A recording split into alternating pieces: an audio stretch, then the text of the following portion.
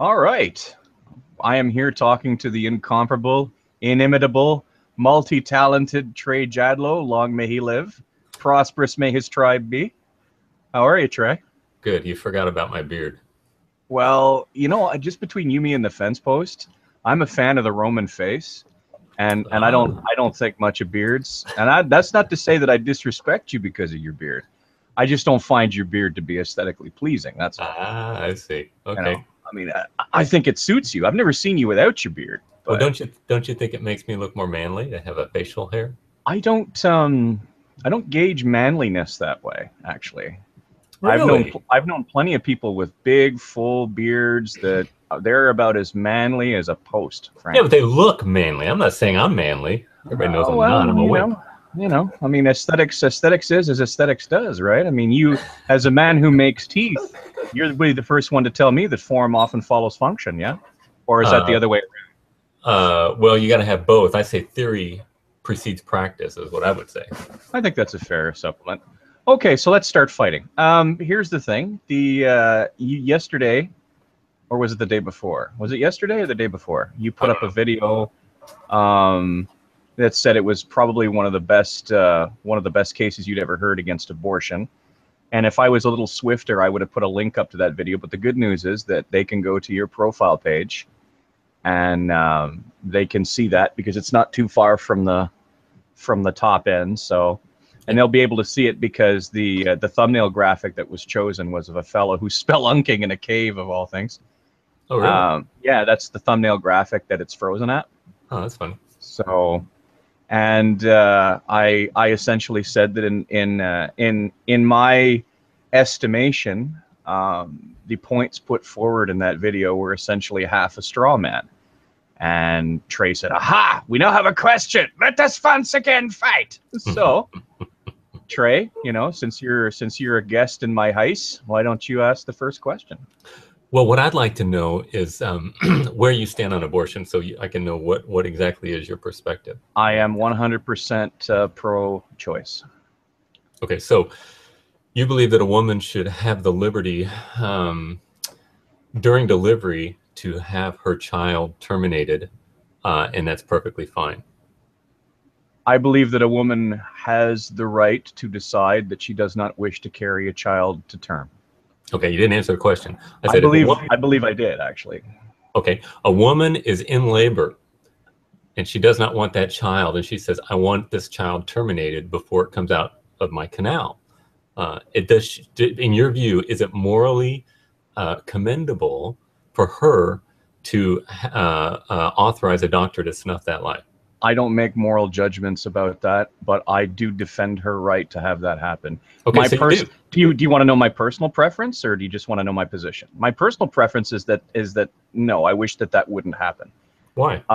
One of the things about late-term abortions and partial birth abortions, I think that often gets left behind in the wash, is that it first of all it happens and it's very rare. Second, it normally happens because there is some gross dysfunction, and I don't just mean the child is born with a birth defect or two. I mean a gross physical dysfunction, like a child born without a brain, will often be aborted during the birth process to spare it suffering afterwards.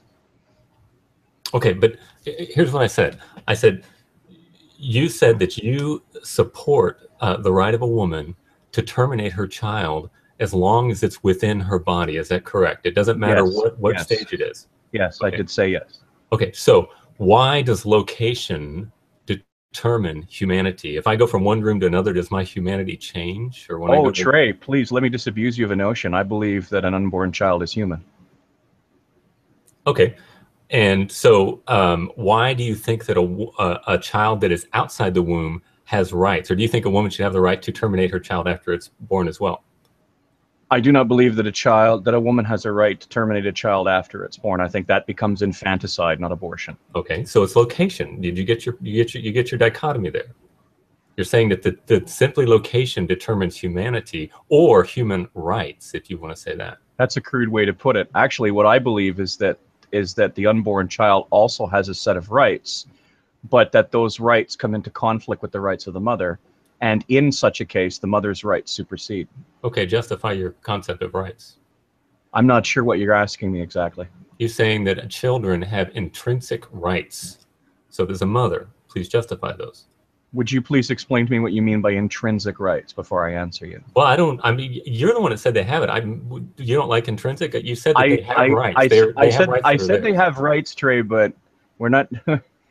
One of the problems that you and I have that leads to a kink and fruitful conversation is that you tend to smuggle in these words when you think I'm not looking. Well, then, that's fine. That's what Hangouts are for. You can redefine it. Tell me. Okay, I believe that a human being has human rights. Okay, why? Because they're human, and because we choose as a society to assign them rights. Because we value human life. Now, okay, why do we value human rights? Just because that life is valuable doesn't make it sacrosanct. And that's something we've proven to each other in matters outside the womb over and over again. Okay, but you just said if it's valuable, you're speaking as if it's objectively valuable. And then you just said it was not objectively valuable. It's not objectively valuable. So Value we assign it arbitrarily, right? Value to a human being is a subjective thing. What's valuable to you may not be valuable to me. That's right. So why do you speak as if children have rights when they do not have rights? Because generally speaking, most of us believe that children have rights. Okay, so they don't have rights, and those people who don't think they have rights are perfectly free to kill, and it's fine. I'm sorry, when did I say they don't have rights? You just said they have rights to those who give them rights, but the logical corollary to that is those that don't think they have rights, therefore they do not have rights. Human rights come from us, Trey. They come from us. That's right. And so if somebody doesn't want to assign human value to a 3-year-old child, what's wrong with that? Is there something intrinsically wrong with that person? I believe there is, yes. Why? What's wrong with them? Because you said it's just merely arbitrary. I believe that all human life has value, but I don't believe it's sacrosanct.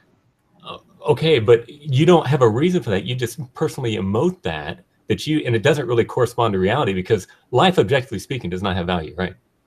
Life, objectively speaking? What do you mean by objectively speaking? There's not an intrinsic value to humanity apart from your emoting, your emotion that you feel that. I personally could not make a case to you that said that life has objective value.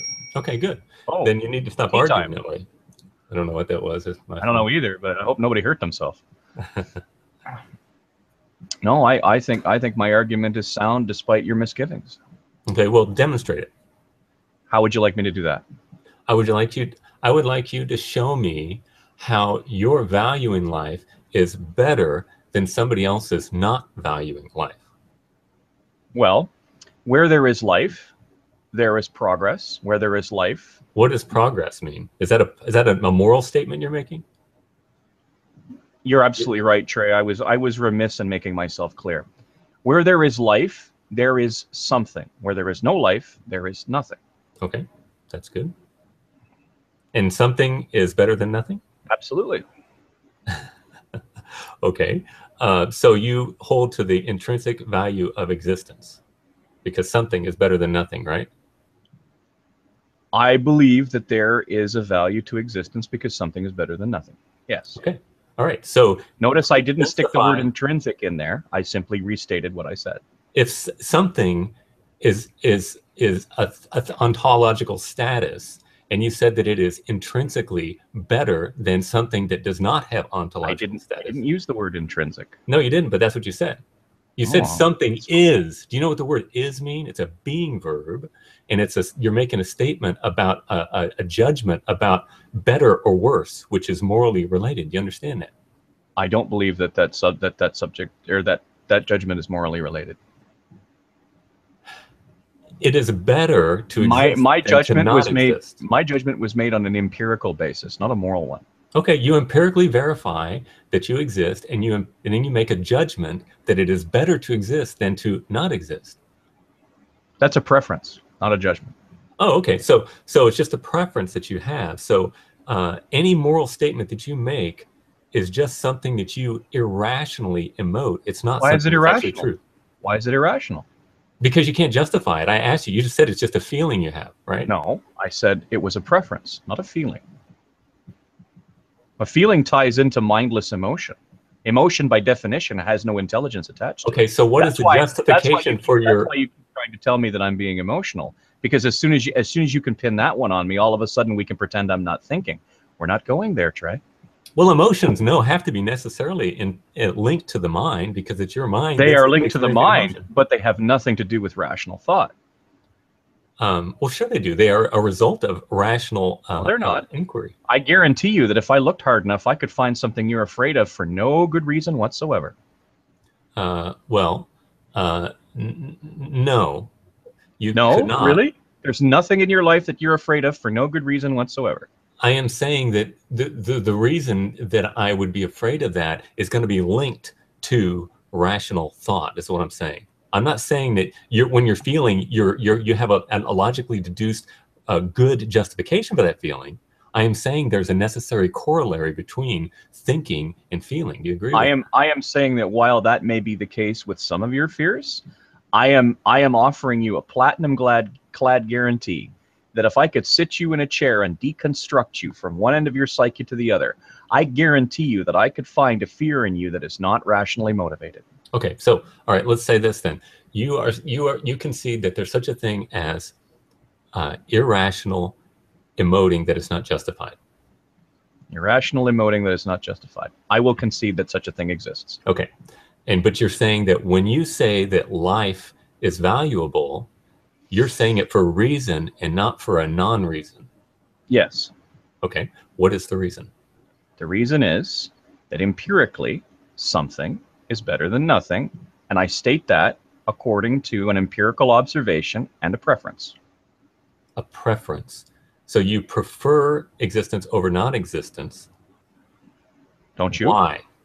The question I'm trying to get at is, why do you value existence? All of us, yes, all of us are about salvation. Everything that we do, every atheist in the world is all about salvation. Everything that he does is to save the phenomenon of existence, as Plato would say. But you cannot give a reason for your treating existence as holy. I don't treat existence as holy. Well, sure you do. You say that a woman should not kill her born child. I don't treat existence as holy.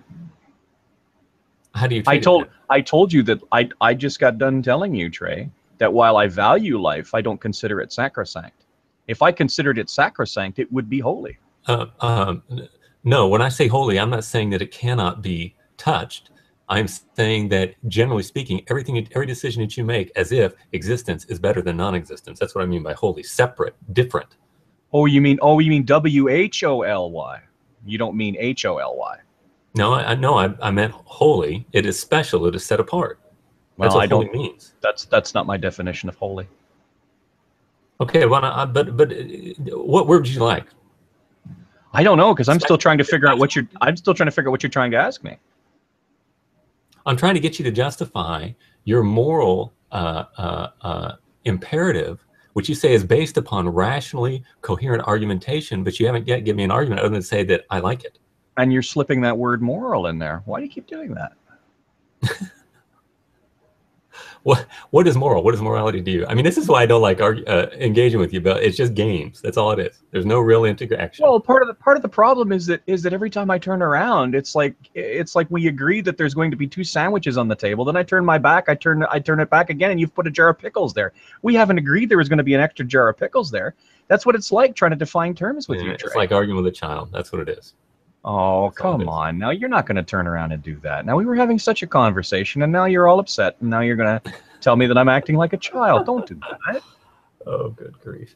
Okay, so you want to know why it is, where I can possibly get the justification for believing that existence is better than non-existence, that life is better than non-life. Is that an accurate question? Yes. Okay.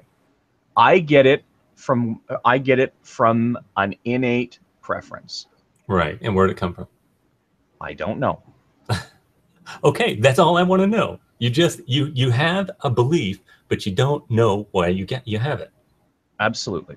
Okay, that's all I'm asking. So it's not rational. It is an irrational emoting that you have. You have this feeling, and you know that it's built within us. It's not an emotion. It's not an emoting. It's a preference.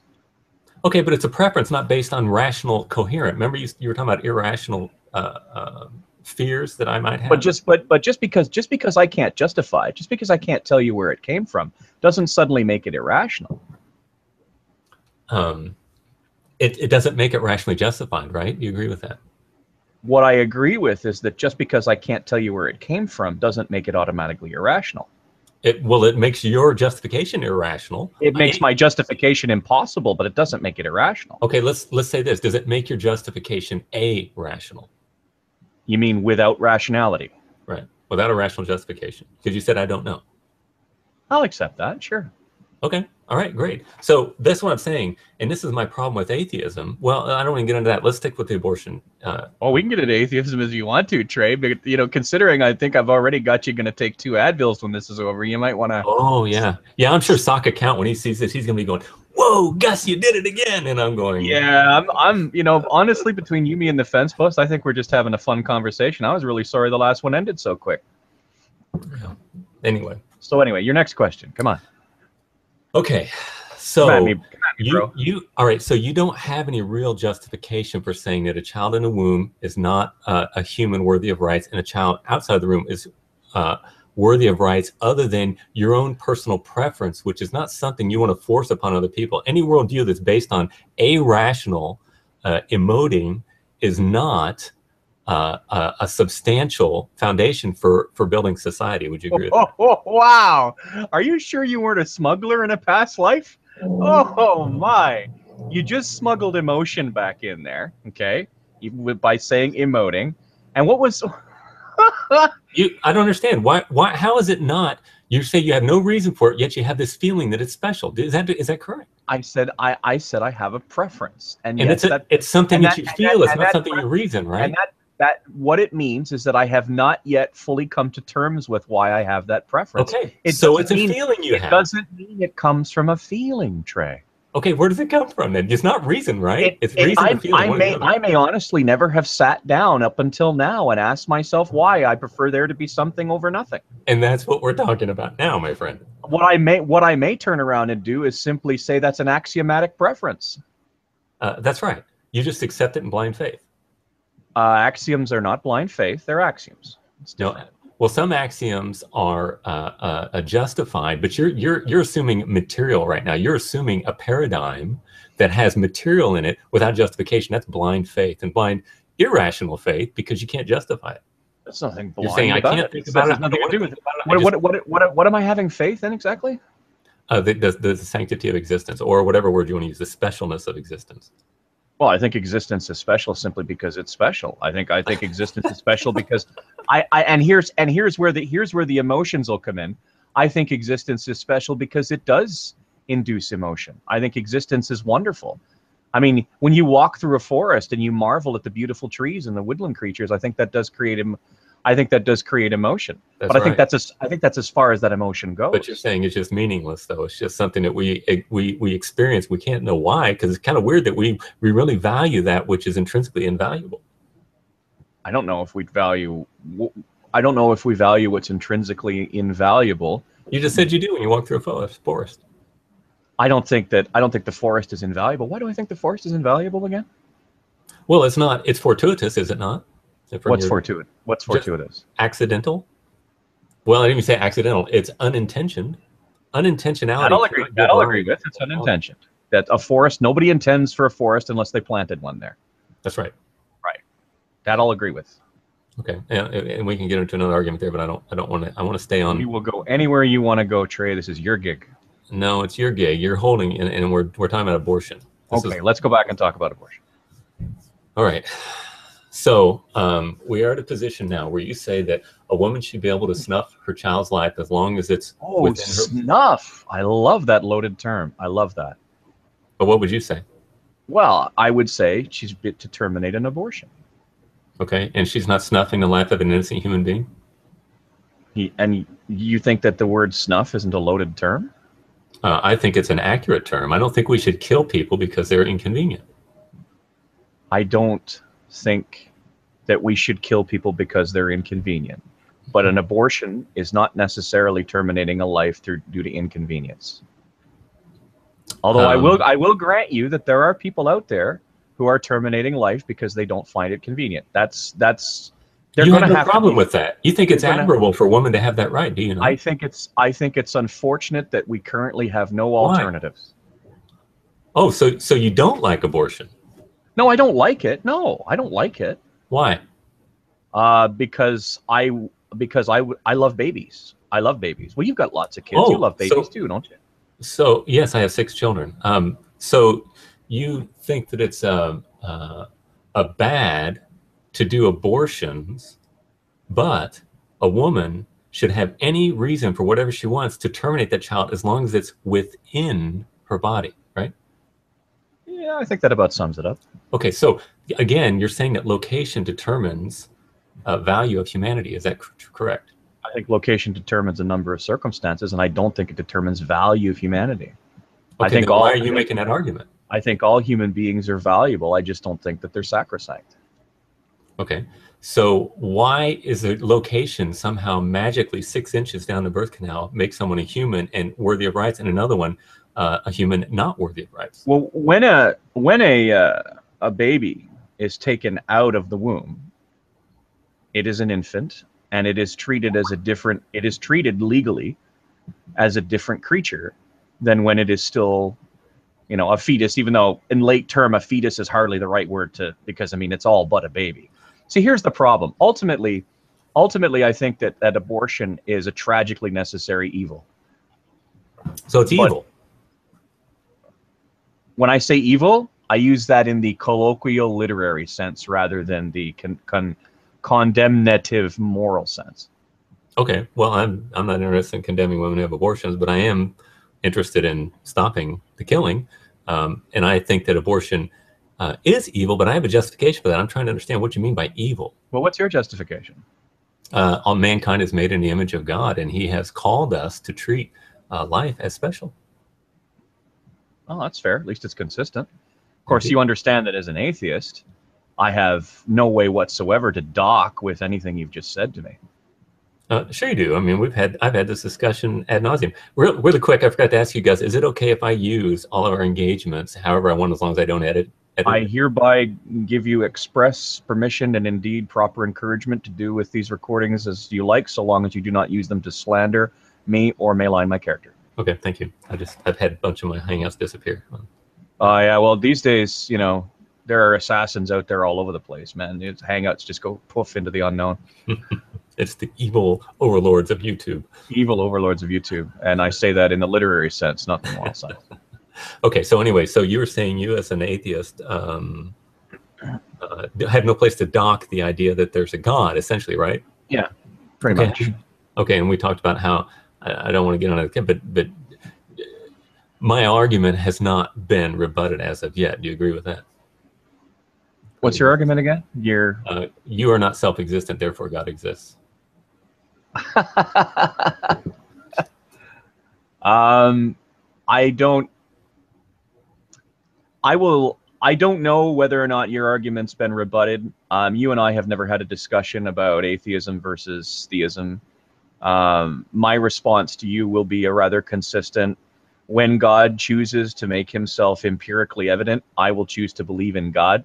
And as a second part of that explanation, you can no more use philosophy and rational thought to will a God into existence than you can do to will him out of it. Indeed. And you cannot use philosophy to will him out of existence. That's right. But what you can do is look around and say, I don't see me that God anywhere. Where's he at? But you forgot to put up your hand and look at your hand and say, where did that come from? But that's not empirical? Well, sure. But I mean, science tells me that once upon a time, my daddy and my mommy loved each other really much and had a special hug one day. And 9 months later, boop, out I came. And where that's did where come my from? hand. That's where my hand came from. Let's get really deep in our thought here. Where did they come from? Oh, well, hey, listen, let's jumpstart the argument. Let's say all the way back through the lines of humanity into the lines of the pre-human sapiens and the lines of the things that came before the apes and the lines of the salamanders and the frogs and the squiggly things and then the primordial soup. And where did abiogenesis come from?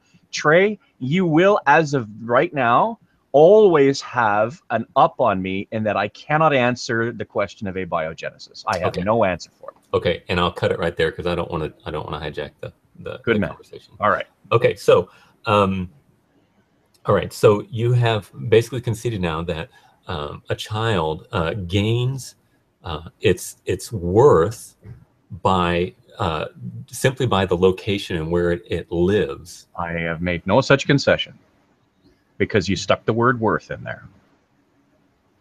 You say that they have worth, right? Humans have worth. Yes, humans have worth. Okay, but you say you don't The baby assign in the it when womb, it's in a different location. the baby in the womb has value as well. But but once again, I'm going to go back to my original point. Human life has value, but it's not sacrosanct. Okay, but you're saying though there's a change in value once it travels 6 inches I'm through not. No, I'm oh not. oh so the baby in the womb is exactly the same as the baby outside the womb now. The baby in the womb is in terms of its value is as valuable as a child outside the womb. Okay, then why is it that a woman can terminate for any reason while it's 6 inches up the birth canal? Because that's the woman's body, not the baby's. But you said not the baby's. You mean the baby has a separate body from the mother? Well, of course the baby has a separate body from the mother. That's why they call it a baby. Once again, the baby is in a different location, and therefore it's worthy of being terminated because of simply where it's located, right? Can we try out a different word than location? Can we try the word circumstance and see what you think of that? Circumstance. Can you substitute the word circumstance for the word location and see where we go? I don't understand how that would apply. Well, you would say that a child sitting in a high chair is in a different circumstance than a child bouncing around in mommy's tummy, right? Okay, but how does that change the argument Well, make it any more compelling? The difference is that when a child is gestating in the womb of a mother, okay, now you have a conflicting set of rights and imperatives. And that's because the problem. the child is dependent upon the mother in order to exist? Well, that's part of it, yeah. Okay, well, is a child dependent upon its mother to exist when it's outside the womb? No. Really? So if a mother just leaves a child, abandons it, it will somehow survive without her caring for it? It depends on where the child abandons it. And it depends on where the mother abandons it. Some place where there's no other people. Oh, sure, in the forest. If a mom, but if I abandon you in the forest with nothing and you're buck naked and you don't know, like you're as much likely to die as the child is, except you're going to do it later.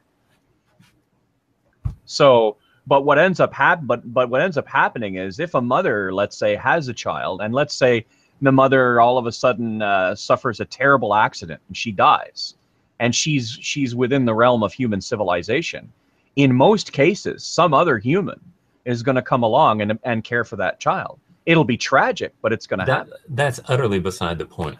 We're speaking about the rights of the child because it's dependent upon the mother. You're saying that a newborn is not dependent upon its mother for existence, but a baby in the womb is dependent upon the mother, and I'm saying that's rubbish.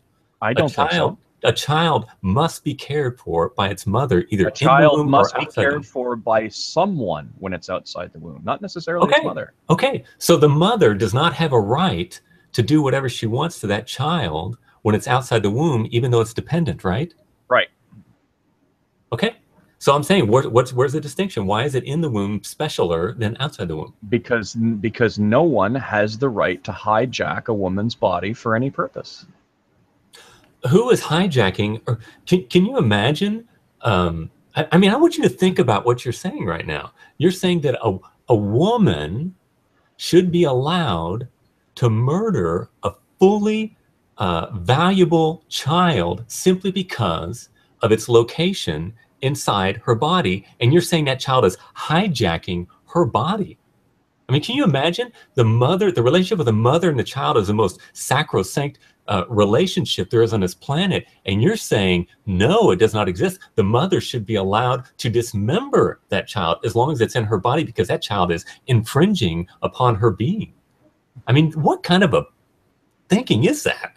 Well, it's the kind of thinking that says that the reverse of the situation is equally tragic, where a woman is mostly, and in most times when this happens, it's purely accidental, ends up pregnant, okay, is forced to bring that child to term, is forced to carry all of the physiological and psychological effects of carrying a child. And even though in the Western world we've ameliorated many of them, the rest of it, we have ameliorated. Yeah, well, you know, you snuffed them. No, that's not what I'm talking about. I'm talking about, you know, some of the physiological and psychological effects of carrying children. Okay, and then afterwards, the woman is forced to go through an extremely painful labor and is now essentially presented with a child that will determine a good chunk of her destiny for her unless she gives that child up, acting against about 100,000 years of evolutionary instinct, by the way, unless she gives that child up for adoption. Oh, it's immoral to go against evolutionary instinct? Why do you keep waggling your fingers like that? Are you pretending to be a rabbit? No, I'm just saying, you're saying there's evolutionary instinct as if it's some kind of a moral imperative. Well, evolutionary instinct often does lead to moral imperatives. How is that? Well, so there's an efficient cause to Darwinian evolution? Do you want me to explain it to you? I can give you a I don't want to example. go into that. I don't want to go into that. Let's stay on abortion. But it's like, oh my goodness. You already look like you're going to have to drink about 4 whiskeys by the time we're done. I don't think I'm going to be able to have these conversations with you anymore. I think you're going to end up getting a condition if I keep doing this to you. I'm starting to really worry about you, Trey. Yeah, I'm really worried. Okay. All right. So, well, I am worried about you. I mean, I wonder how many people that watch this will think, well, Gus Bellinger, he's a noble man that says that a mother should have the right to snuff her child simply because it's 6 inches up her birth canal. I can't get my mind around that. I mean, most people will cut it off at sentience around 20 or 23 weeks or something like that because they say that it's a fully viable child outside the womb. But you say no, it's the woman's prerogative because that child is infringing upon her being. Therefore, she should be allowed to kill it. And I can't imagine how you would feel if that were you. Well, if I was the baby, yeah, well, it probably wouldn't feel nice. No, I'm not gonna sit here and pretend I'd enjoy being aborted. Okay. Well, I think that we should do unto others as we would have them do unto us. Yeah, the problem, unfortunately, is that I'm not going to impose a state of maternal slavery on women. Yeah, because it's not your life. It's very convenient for you to do that, is it not? Hey, you know what? There are all sorts of decisions that are made by life and death every single day. Yeah, but they don't infringe on your rights, do they? When they do, you start crying like a baby. I'm sorry. Does somebody want to kill me? Because the last time I checked, my life isn't in danger. Well, except if it were in danger and someone stole your wallet, wouldn't you be whining like a baby? Wouldn't I be whining like a baby because someone stole my wallet? I would be upset about it. Why would that make it would be unjust, would it not? Well, it would certainly wouldn't be serendipitous to the community. No. Okay, indeed. So it's very happy to have other people snuff out their lives as long as it doesn't infringe upon your pleasure. You really think that's what this is about? You really think that my belief on abortion doesn't go any further than how I would personally feel? I think it's no. I'm saying that you're very happy to wave off somebody else's life as long as it's yours. But if it's something that affects you personally, I'm not waving it off, Trey. What I'm doing is I'm comparing two sets of rights. I'm comparing, and you know what? In Western society, we often have to compare two sets of rights that come into conflict, and the rights of the unborn baby come into conflict with the rights of the mother if the mother doesn't want to have the child. Yeah, but what difference is it the child if it's in the womb or outside the womb? What if the rights of this child after it's born infringes upon her rights? Why should she not be allowed to snuff that life? If the kid is outside the womb, we can take steps. Okay, we can turn around. We can intervene. Why is this arbitrary? We can intervene. There's something. Look. Let me put it to you this way. Okay. The second that we create a magical, mystical device that as soon as the woman is A, pregnant, and B, decides she doesn't want it, we can, like Star Trek, teleport the fetus out of the woman safely and easily and into a device that would let the fetus grow into a fully grown child. I would say, you know what? We don't ever need to have an abortion ever again unless such a device wasn't available. Okay, but here's the thing. Why? But the problem is you cannot look at a mother and say, oh, well, you got pregnant, ergo sum, therefore you must allow this series of events to occur. Okay, and you must not terminate your offspring. Yeah, your life is now subordinate to the child. That's exactly right. And after the child is born, your life is subordinate to that child. Why is it so important? Your life doesn't need to be subordinate to the child, because you could give the child up for adoption. You could allow. Why can't she just kill it? This is what I'm trying to get at. Because there's no point in killing it after. Sure, there is. There is no need to. There's no need to kill it after it's been born. It can be given to someone else. Something else can be done with it. Killing it after it's been born is an utter and irredeemable waste. But why is it a waste? Because we currently have no alternative but to abort a child if a mother doesn't want it and it hasn't come to term yet. But Gus, you're saying that... So what you should be doing, Trey, is you should be pushing the medical profession to create a system whereby a child of any age can be removed and developed in vitro. Oh, good grief. That's what you should be doing. What if? Yeah, what if? Hey, listen, once upon a time, somebody said, what if someone could make an artificial heart? But in the meantime, they're not smoking mine. Well, in the meantime, and I know this is going to make me sound like a monster, and I can't help it, but in the meantime, the life of an established adult woman who may already have children she's taking care of, who may not have the means to take care of a child, who basically may not even wish to, okay, is being subordinate to a child, because we think that the child's life is so important that the mother's life should be subordinate to it. And I can't reconcile that. Right. So, but you are against her taking that life after the baby is already out. Yes. Yes, I am. That baby intrinsic? Because we have recourse. Because we have recourse. We have recourse. We have recourse while the baby's in the womb, Gus. And what recourse is that? To not allow the woman to terminate the pregnancy. Okay, but that doesn't protect a woman's bodily rights. Human beings have. It doesn't protect a woman's bodily rights to say she cannot terminate the child after it's born either. Of course it does. Of course it does. Of course it does. No, you're saying that she cannot do what she wants to with that child as long as it's outside of her body. That's right. She can't. Okay, why? Because the human being has value. What? No, okay, again, we go back to that. You can't give me a reason for that. It's just something you accept in blind or irrational faith. Well, I don't know. You seem to think that the human being has value too. Indeed, I do, because it's made in the image of God. I have a reason. My worldview is rationally coherent. I have a matrix. You have no matrix whatsoever. You're just bumping into the wall saying, well, I feel this and I like that and whatever this, but I don't know why. And that's how we should run our society. I'm thinking, what kind of a world would that be? I hate to break it to you, but for years, that's how humanity has run their society.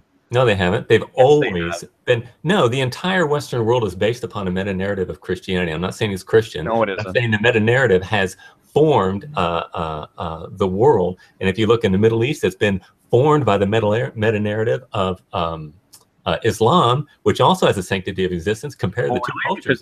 What did the Middle East, what meta-narrative was part of the Middle East before Islam came along? Because the last time I checked, Islam showed up, relatively speaking, kind of late in the religion game. Indeed, it did. It's in the 7th century. Before that, you have the Greek and the Roman gods. You know what the purpose of mythology was? Of course, I know the purpose of mythology. What? The purpose of mythology was partially to explain the natural occurrences of the world. It was to make unity out of diversity, right? It was meta-narrative, right? Whoa. That's not what I said. What I said was that mythology was there to partially explain the natural occurrences of the world. I don't know why you have a problem with what I said. Because what you said was to create unity. I didn't say anything about creating unity. Well, because you don't understand what you're talking about. Oh, well, well, why don't you enlighten me then? Okay. Unity and diversity has been the greatest question of the whole human experience. How do we cohere things into coherence and help it to work together in order to save the phenomenon of existence? That's what Plato's whole thing was. How do we make sense out of reality? That's what the scientific endeavor is. How to make unity out of diversity. Well, how to cohere the diversities. Hold that thought for a minute, okay. Because what I said was, for instance, once upon a time, the Greeks looked up at the sky and said, I see thunder, I see lightning. Where does that come from? And eventually, as time went on, they invented Zeus. Right. You know, why did people fall in love? In time, they invented Aphrodite. To me, the it invention gave an explanation, though, for existence and a moral imperative, right, to please the gods. That's what mythology is all about. Moral imperative to please. Yeah, okay, sure. And so that's what it is. It's But mythology, but it's the moral imperative to please the gods came later on and was a secondary issue to the original purpose of the gods. The original purposes of mythologies and the purposes of the gods were originally spawned to provide us with reasons why, Trey. Right. That's exactly what they were. That's teleology. Now the imperative to worship them came later, right? Because it's like, hey, wait a minute. Just like I can go across the street and talk to Trey if I want to influence him about something. No. Maybe if I make these sacrifices, I can influence the gods and thereby influence the lightning. What do you guys think of that? So to me, and then as time went on and religions became more complex, these matters became more complex. But you're talking what you're talking about ultimately. I mean, this all boils down to subjectivity.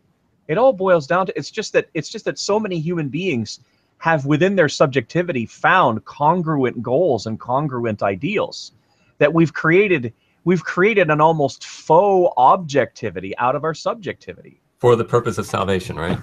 For the purposes of social order and cohesion. That's right. Salvation, right? Well, wait, what's the salvation unity word? And diversity. Salvation is a word you people with crosses around your neck use. I don't use the word salvation. Do you believe in the saving of the phenomenon of existence? The saving influence of the phenomenon of existence. Well, what would the phenomenon of existence be saving us from? Death. I don't see those. I don't see that narrative. If you walk me down that road, I don't see you taking me there. Okay. Okay.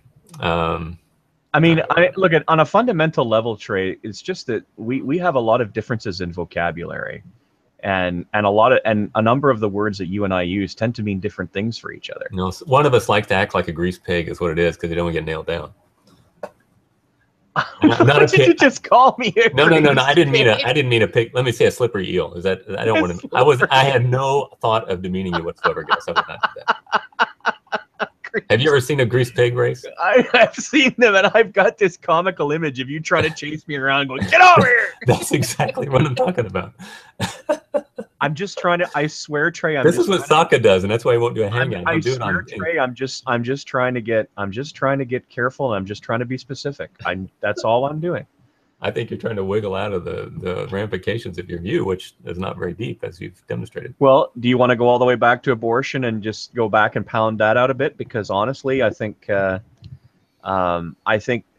problem, where you and I fundamentally disagree, and I'm going to try to say this without the kind of impositional charged language that gets used sometimes, but where you and I fundamentally disagree is that you believe that when a woman becomes pregnant, her body is subordinate to that child, that she does have an obligation to allow gestation, to allow birth, regardless of how she feels about it, no matter what. Well, I think. Yeah, I would give a provision for the life of the mother. And yes, okay, and thank you for doing that, because frankly, there are a lot of pro-life people who wouldn't. Yeah. And so I think it's important to give you proper honor for that. But I think ultimately, there are life and personal and physical circumstances that simply don't allow that kind of a view. They simply don't allow it. Yeah, I know. Okay, well, if you don't mind, I'd kind of like to close this off. I've got a very busy day today. Yeah, you're almost done with your lunch break, huh? You still got to get some lunch in there too. Yeah, I do. Don't neglect eating. You don't want to be making somebody's teeth and pass out. You don't want that. And then somebody gets like orc teeth, and they're like, "What's this about?" Right? Anyway. Okay. Well, if I'll give you the last word, and then we'll close it out. Okay. Okay. Well, I thank you, Gus. I appreciate you entertaining me with this conversation. I think it's been very clear that our two different views are very vastly different, and hopefully those who watched it can maybe learn a little bit. Maybe each of us can learn a little bit from each other as well. And it was beneficial and edifying. I think our two positions are made clear, and I thank you for allowing me to interact with you. I'm glad that we had a fruitful conversation, even if you did find it a bit frustrating. I think as time goes on and you and I talk more, I think we're going to come to understand sort of each other's rhythms and each other's usages of words, and it'll be less frustrating. Oh, hopefully so. I look forward to more of these in the future. In the meantime, enjoy what's left of your lunch break and have a good day. Yeah. All right. Thanks, Gus. We'll see you. You too, Trey.